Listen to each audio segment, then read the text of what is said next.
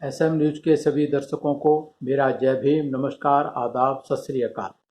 मैं वीरेंद्र सिंह आपका स्वागत करता हूं एसएम न्यूज द्वारा चलाई जा रही सीरीज कहीं हम भूल न जाएं।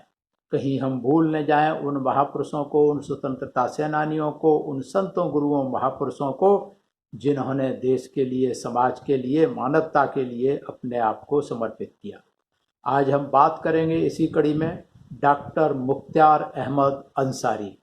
डॉक्टर मुख्तार अहमद अंसारी एक भारतीय राष्ट्रवादी राजनेता होने के साथ साथ उन्होंने भारतीय स्वतंत्रता आंदोलन में सक्रिय रूप से भाग लिया था। वो भारतीय राष्ट्रीय कांग्रेस और मुस्लिम लीग में भी उन्होंने काम किया था और वो जामिया मिलिया इस्लामिया विश्वविद्यालय के संस्थापकों में से एक थे, जो बाद में जामिया मिलिया इस्लामिया के कुलपति भी रहे। डॉक्टर मुख्तार अहमद अंसारी का जन्म 25 दिसंबर 1880 को, जो उस समय नॉर्थ वेस्टर्न प्रोविंस हुआ करता था, उत्तर प्रदेश, वहाँ के मोहम्मदाबाद शहर में हुआ था। हाई स्कूल करने के बाद इनका परिवार हैदराबाद में शिफ्ट हो गया और डॉक्टर अंसारी ने मद्रास मेडिकल कॉलेज से मेडिकल में डिग्री प्राप्त की और उसके बाद वो लंदन पढ़ने गए हायर एजुकेशन के लिए। वहाँ से उन्होंने एमडी और एमएस की डिग्री प्राप्त की। एमडी और एमएस की डिग्री प्राप्त करने के बाद, चूँकि ये बहुत उच्च कोटि के छात्र थे मेडिकल के, इसलिए उन्होंने लंदन के एक लॉक हॉस्पिटल और चेरिंग क्रॉस हॉस्पिटल में उन्होंने काम भी किया। वे सर्जरी में भारत में टॉप में हुआ करते थे, उस समय सर्जरी के डॉक्टर थे। और जो चेरिंग हॉस्पिटल है, चेरिंग क्रॉस हॉस्पिटल इंग्लैंड में, वहाँ आज भी उनके नाम से एक वार्ड बना हुआ है, अंसारी वार्ड मौजूद है वहाँ। राष्ट्रीय गतिविधियों में इन्होंने अपने प्रवास के दौरान, जब ये लंदन में, वहाँ जब मेडिकल कॉलेज में और हॉस्पिटल में काम कर रहे थे, वहीं से उन्होंने स्वतंत्रता आंदोलन में शामिल हो गए थे। और जब वो वापस दिल्ली आए तो दिल्ली आकर इन्होंने भारतीय राष्ट्रीय कांग्रेस और मुस्लिम लीग दोनों पार्टियों में इन्होंने काम किया।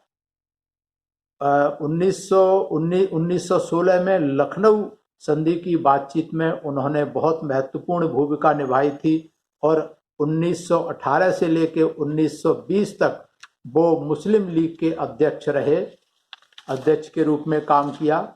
और वो खिलाफत आंदोलन, जो उस समय बहुत तेजी से चल रहा था, खिलाफत आंदोलन के एक मुखर समर्थक थे और उन्होंने इस्लाम के खलीफा तुर्की के सुल्तान को हटाने का,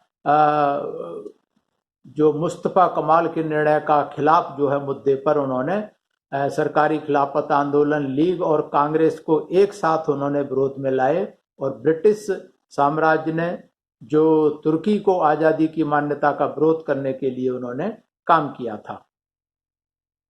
डॉक्टर अंसारी 1927 के कांग्रेस के जब सत्र था भारतीय राष्ट्रीय कांग्रेस का, उस समय वो कांग्रेस के अध्यक्ष थे।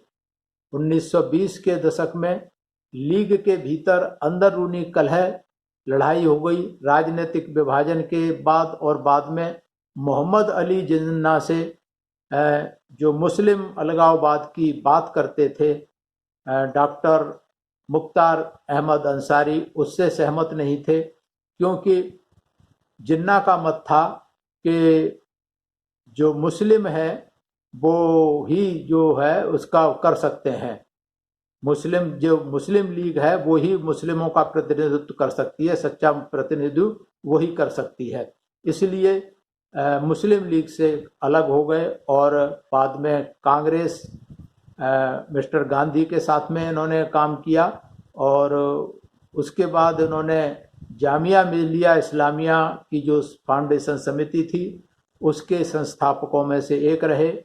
और 1927 में जो इनके दूसरे संस्थापक थे डॉक्टर हाकिम अजमल खां, उनके इंतकाल के बाद ये जामिया मिलिया इस्लामिया के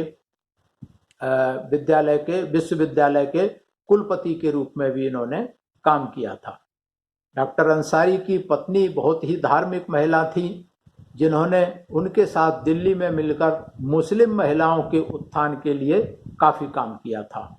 अंसारी परिवार, एक बड़ा घर था इनका, महलनुमा घर था दिल्ली में, और चूंकि वो कांग्रेस के भी, भारतीय राष्ट्रीय कांग्रेस में भी सक्रिय थे, इसलिए जो इनका घर था कांग्रेस की राजनीतिक गतिविधियों का एक नियमित केंद्र था, आधार था। सारी मीटिंग प्रोग्राम इनके घर में हुआ करते थे। इन्होंने मेडिसिन का, जो डॉक्टरी का काम था, वो कभी बंद नहीं किया था, और अक्सर भारत के जो राजनेता और जो राजसी व्यवस्था के लोग थे उनकी भी सहायता के लिए हमेशा आगे रहते थे, आगे आते रहते थे। डॉक्टर अंसारी मुस्लिम राष्ट्रवादियों की नई पीढ़ी में से एक थे, जिन्होंने मौलाना आज़ाद, मोहम्मद अली जिन्ना भी शामिल थे, उनके साथ काम किया था। वो आम भारतीय मुसलमानों के मुद्दे के बारे में बहुत ही भावुक थे, लेकिन जिन्ना के विपरीत अलग मतदाताओं के सख्ती से खिलाफ थे, क्योंकि जिन्ना का दृष्टिकोण ये था कि केवल मुस्लिम लीग ही भारत के मुस्लिमों का प्रतिनिधित्व कर सकती है। इससे डॉक्टर मुख्तार अहमद अंसारी बिल्कुल सहमत नहीं थे और महात्मा गांधी के बहुत करीब थे। उन्होंने अहिंसा और अहिंसक जो नागरिक प्रतिरोध के प्रमुख जो उद्देश्य थे, उपदेश थे, गांधीवाद के पक्षधर थे, गांधीवाद के साथ थे, और इनसे गांधी की अच्छी दोस्ती भी थी। डॉक्टर अंसारी का निधन 1936 में मसूरी से दिल्ली आ रहे थे। रास्ते में ट्रेन में इनका दौरा पड़ने से इनका इंतकाल हो गया और उन्हें दिल्ली में जामिया मिलिया इस्लामिया के परिसर में दफनाया गया। डॉक्टर मुख्तार अहमद अंसारी का इतिहास में बहुत कम नाम है, कम लोग जानते हैं, क्योंकि ये इतिहासकार, इस देश के इतिहासकार हमेशा पक्षपाती रहे, ज़्यादातर पक्षपाती रहे, तो उन्होंने पक्षपात पूर्ण तरीके से जातिवादी रहे। इसलिए ज़्यादातर, चाहे स्वतंत्रता संग्राम की बात हो, चाहे 1857 की जन क्रांति की बात हो, चाहे आदिवासी क्रांतियों की बात हो, इन इतिहासकारों ने इनके नाम को छुपा के रखा, दबा के रखा, इतिहास के पन्नों से मिटा दिया। इसलिए एसएम न्यूज़ ने ये सीरीज शुरू की है कि जिनको इतिहास में छुपा दिया गया, मिटा दिया गया, इतिहास में जिनका नाम नहीं आया, ऐसे स्वतंत्रता सेनानी, ऐसे राजनेता, ऐसे क्रांतिकारी वीरों का इतिहास ढूंढ ढूंढ करके ला रहे हैं और एसएम न्यूज़ के माध्यम से इसको जन जन तक पहुंचाने का काम कर रहे हैं।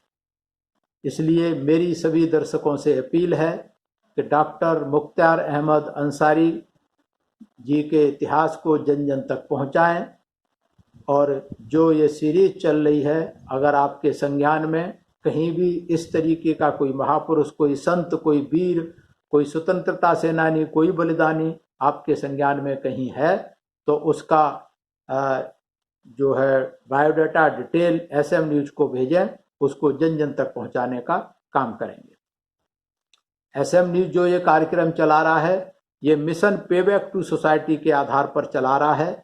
ये अपनी जिम्मेवारी समझ के कि जिन महापुरुषों के इतिहास को दबा दिया गया, उनको ढूंढ ढूंढ के ला रहे हैं। इनके साथ अपनी टीम है, जो कि सारी टीम मिशन पे बैक टू सोसाइटी के आधार पर काम कर रहे हैं। ना तो हम कोई पैसा एसएम न्यूज़ से ले रहे हैं, ना हम उनको कोई पैसा दे रहे हैं। एसएम न्यूज़ और हमारी सारी टीम पे बैक टू सोसाइटी के आधार पर काम कर रहे हैं, और इसीलिए मेरा निवेदन भी है सभी दर्शकों से कि आपको भी समाज के लिए पे बैक करना चाहिए। ये हमारी नैतिक जिम्मेवारी है, हमारी मॉरल रेस्पॉन्सिबिलिटी है कि जिस समाज में से हम आए हैं, उस समाज के सभी पुरुषों का, सभी का हमारे ऊपर एक कर्ज है। उनके संघर्षों के कारण हम यहाँ तक पहुँचे हैं, तो हमारी ये नैतिक जिम्मेदारी बन जाती है कि जिस समाज से हम आए हैं उस समाज के लोगों को जो पीछ के छोड़ के आए हैं, जो गांव में या कहीं भी रह रहे हैं, जिनको मौका नहीं मिला, ऐसे लोगों को हमें पे बैक करना चाहिए। क्या पे बैक करना चाहिए?